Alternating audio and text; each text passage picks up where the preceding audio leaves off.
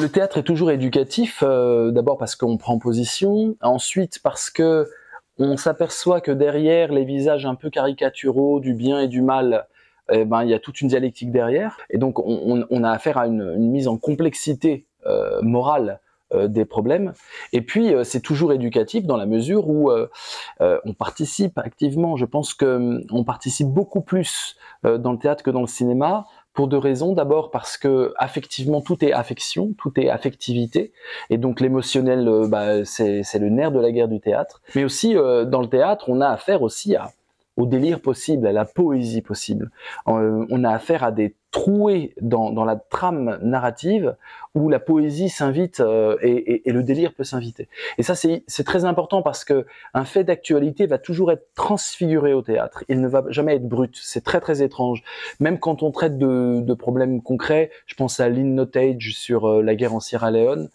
C'est très concret où elle fait une autre pièce par exemple sur ceux qui découpent de la viande dans les abattoirs. Voilà, c'est très concret. On est vraiment même là, le délire est toujours possible. Pour une raison assez amusante, c'est que le théâtre, c'est les mots. L'actu, c'est pas les mots. Les mots sont juste fonctionnels. On a un usage du langage extrêmement fonctionnel. Il s'est passé ça à telle heure, etc.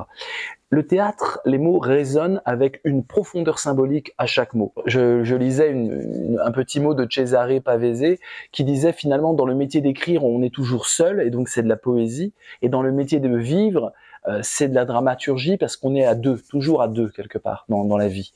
Et ben le théâtre, c'est ça, c'est le langage s'épaissit du personnage. Le langage est coloré par le personnage et donc par ses intentionnalités profondes, par son vécu, par tout ce qu'on peut y projeter.